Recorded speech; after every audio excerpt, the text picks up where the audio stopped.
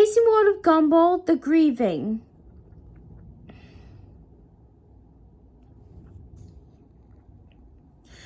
I always loved Cartoon Network. When I was growing up, it was my favorite channel to watch. Even today, it has some good shows like Adventure Time and Regular Show. One of the newest shows on the Cartoon Network, The Amazing World of Gumball. It is a cute and mildly entertaining show, not really my cup of tea. It's a little immature, but my little brother seems to like it a lot.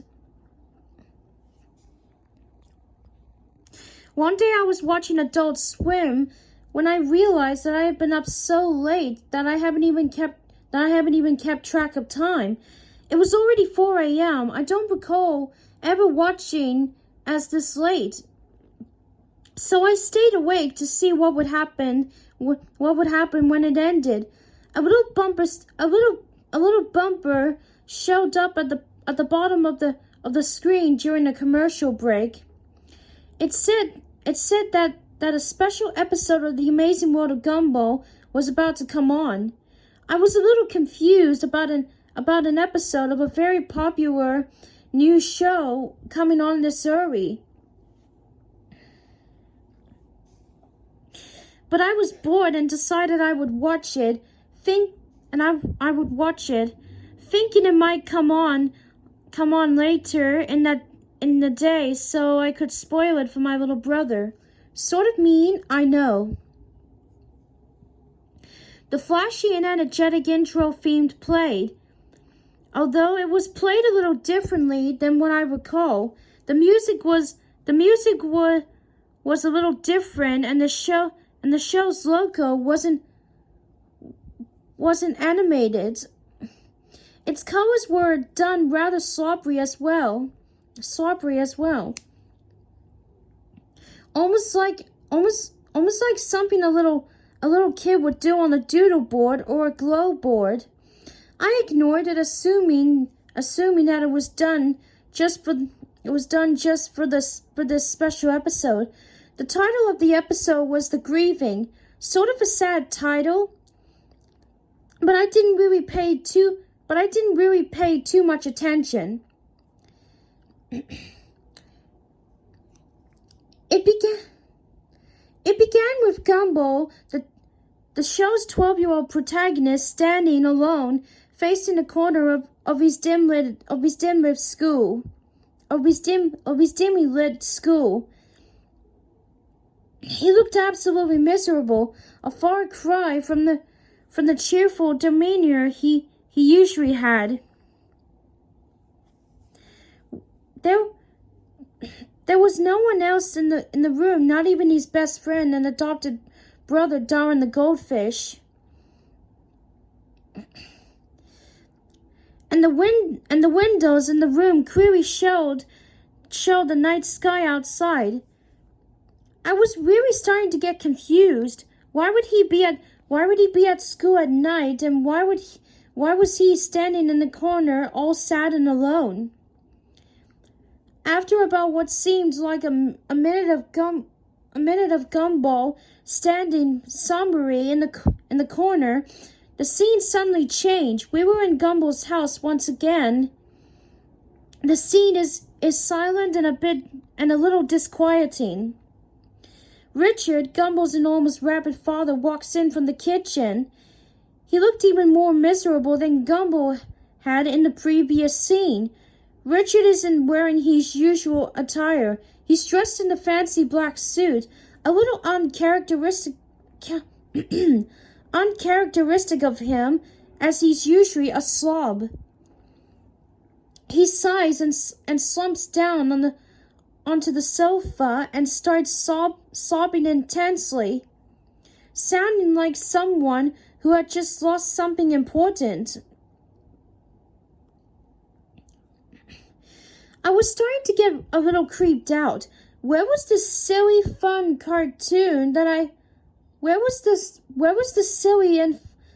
silly fun cartoon that I usually looked forward to watching with my younger brother? This was something completely different. I was beginning to think that this might have been something the creators did as an experiment or something, a test of the animation or sound perhaps. Though it couldn't have been. Aside from the opening theme, which was still different from the final shows, the episode had been much quieter than it usually was. Only subtle sounds and very little music, and the animation was not anything to write at home about either. It was done a bit like an amateur flash on network grounds. The characters' designs were somewhat sloppy and rushed looking, and the real life backgrounds used for the show looked different.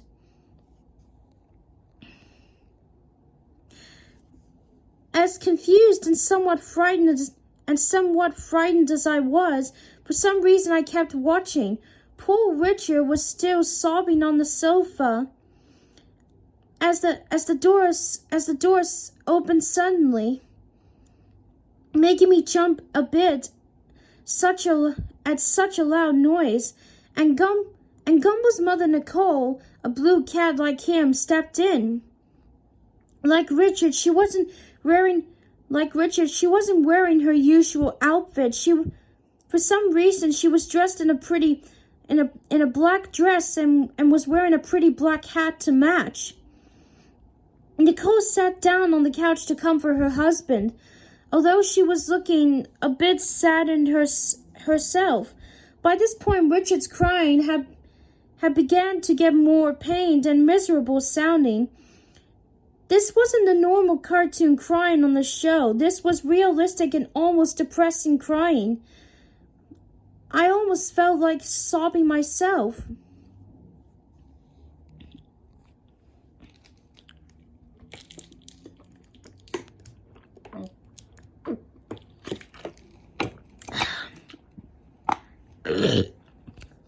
Pardon me. Finally, after what seemed like hours, the sad scene at their home ended. As it shifted back to the school, we weren't in Gumball's classroom this time. We were in Principal Brown's office. Nicole and Richard were there in their usual clothes, looking more normal and happy than they had before, but still slightly worried. Principal Brown, however, looked extremely sad. He quietly and somberly informed them that their children, Anais and Darwin, were not present after lunch earlier that day. They haven't been seen at all the rest of the day. Nicole was instantly furious at him, and she began spatting various insults and calls at him that I don't think would have made it on a more mature program like regular show. I was laughing at this because it seemed sort of funny for Nicole to flip out in this manner and start swearing like a sailor in a G-rated cartoon. But my outlook soon changed when Principal Brown told her something else after she finally had quieted down.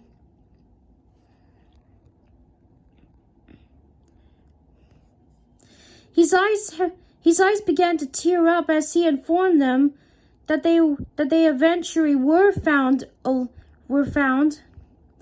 but they have not been found alive. He then went into graphic and nearly nauseating detail describing how their bodies were found, their parents sitting in utter shock. I could hardly believe what was happening. How could such a cheery and fun kids show be be taking such a dark and twisted turn? I was considering turning off the television, but I was too scared to be left in the dark by now, nearly frozen by fear and disturbed intensely at the terrible things that he was saying. Another flashback. The scene was earlier that day, and the animation in this scene was even worse than earlier.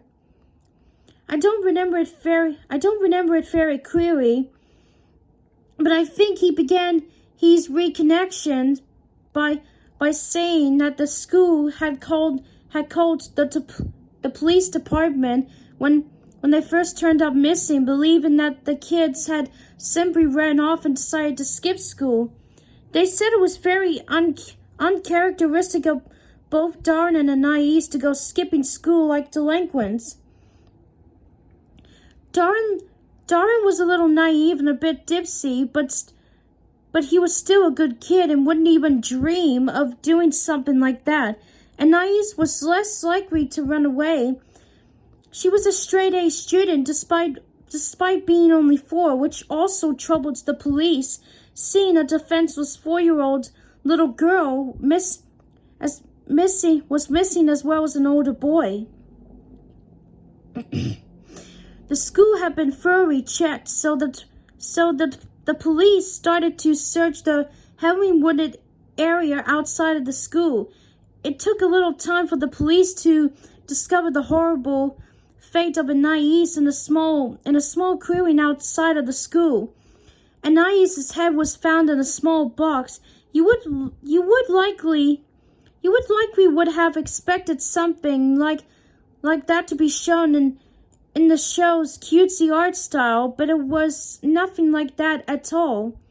Realistic blood covered the box inside and out, while Anais's head was done in the normal style, but was drenched in blood and some other fluids, not all of them hers apparently.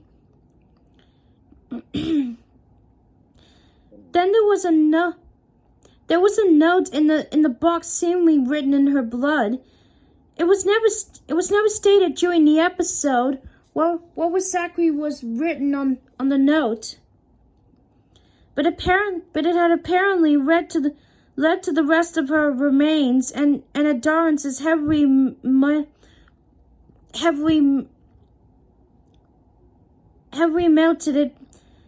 melted corpse.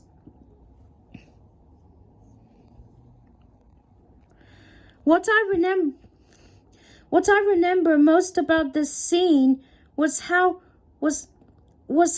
out of place it seemed.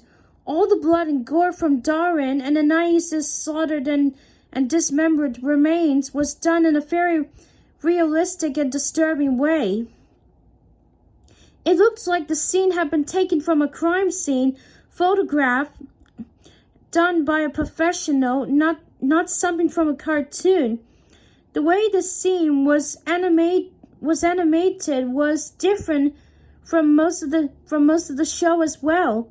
You may know that the characters from this series are done in a vastly different animation styles from flash animation to CGI. And I think that there's even a character done by someone putting their chin upside down to make a face. This particular scene wasn't like anything I have ever seen on the show before. Every little detail on Darren's face was clearly illustrated. He looked a little like a zombie. His face was very pale and his eyes had been gouged out by someone. Anais far to know better, or what was left of her anyway. She was naked and her stomach had been slit open. Her intestines were strewn around the trees and bushes in the woods. done once again in a very morbid and realistic style.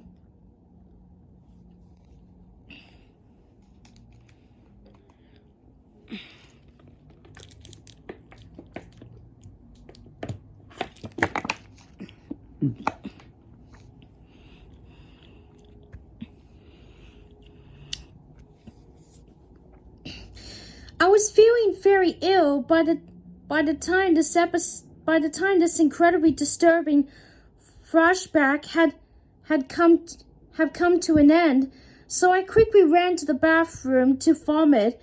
I was feeling better after upchucking, so I realized that I had a good timing and had ran to the bathroom during a commercial break. It was then I noticed that the show had been running twice as long. It usually ran for 11 minutes, but this episode was running for about 30. But by then I was wondering if there was any information on the Grieving on IMDb or something. So while the commercials were still playing, I looked up some information about this episode on Google. Nothing came up. No information remotely similar to the plot or name of the episode existed anywhere. Now incredibly scared and wondering if anyone else was watching, I quickly dialed my brother Rary and asked him to turn on Cartoon Network and see if he was watching the same that I was.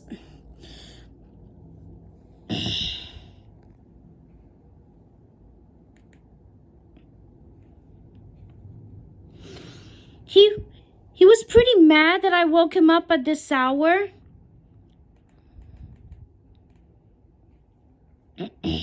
But he's a nice guy and told me that he would see for me. I thanked him and stayed on the line. As the show came back from commercial break, the scene had thankfully panned away from the horrific sight of the children melted,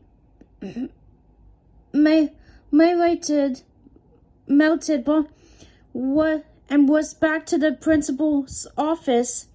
I asked Rary if he saw some cartoon animals talking or crying, since that was what they were doing on my TV. To my surprise, he said he saw nothing like that. Instead, it was a rerun of an old Looney Tunes short. In utter shock, I dropped my phone and ran over to the TV to turn it off. And as hard as I pressed the buttons, would not shut off at all. I tried every single button, and none of them did a thing. I tried unplugging the whole thing as well, but nothing worked. The TV stayed on no matter what. Rary had hung up, assuming that I was playing a joke or something. I guess, and I was alone once again. My door was locked from outside somehow. My door was locked from the outside somehow, and the door to my bathroom was now locked as well. It seemed that I had no choice but to call the police, since my family members were gone that night. It was the reason I could stay up so late to watch Adult Swim in the first place. When I hurriedly dialed the number, I accidentally dropped my cell phone into my cup of Pepsi. I was very scared and had no choice but to finish the episode. I turned on all the lights in my room and got under the covers, hiding like my little brother does when I make him watch scary movies with me.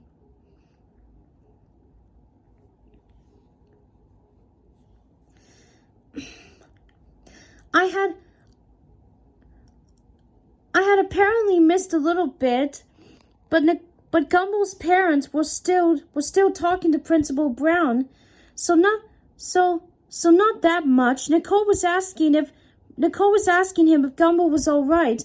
Apparently, since she hadn't remembered him when Principal Brown told her what happened to Darren and Anais. He looked slightly confused and shocked for a moment, and explained to her that he thought Gumball was out sick today and had spent the day at home by himself with the stomach bug. Nicole screamed and wailed while Richard quietly told him in a very out of character voice that they thought Gumball had got on the bus this morning, but it didn't seem that way. The police were called once again to search the building and the small forest outside of dimly lit junior high. They had found him in Miss Simeon's classroom, hanging by a noose, with blood-covered knife behind him and blood covering his clothing. The episode ended with a shot of Gumball's dead body hanging there in the corner fading to black. The credits rolled silently. Not like the usual way Cartoon Network annoyingly airs a promo that squishes half the screen. These credits rolled unusually slow, and they weren't that fun to watch either. A little creepy, just plain white text scrolling on a black background. I only recognized Ben Coette's name, as he was the creator of the show. The rest of the people I never heard of. The copyright notice at the end said Cartoon Network 2001, which was incredibly odd, seeing as this show was new for 2011. After all that was over, the screen went to static for a split second, during which some incredibly creepy and shocking video clips were shown between static intervals. I can still remember them all very clearly. The first was a picture of a person in a plague doctor outfit who's always scared me for some reason. And the way the person in the suit was filmed was just as bad. A red white something that freaks me out incredibly was shown over the crib.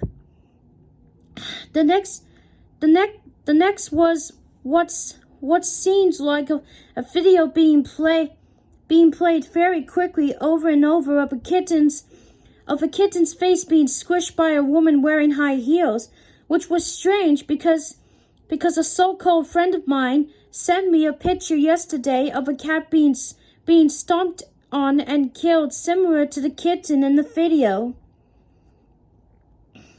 The last one was the one that disturbed me the most, made me want to both cry and vomit my guts out. It was my little brother, or at least a small child who looked very similar to him, being shot in the head by a person who looked like my father.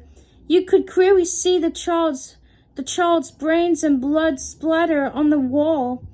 I began to sob uncontrollably. After that dramatizing crib, so much that I passed out. Okay, I'm just gonna stop right there, and I'll continue reading this tomorrow. So this is the amazing world of Gumball, the Grieving, Creepypasta Part 1. Stay tuned for Part 2. signing out.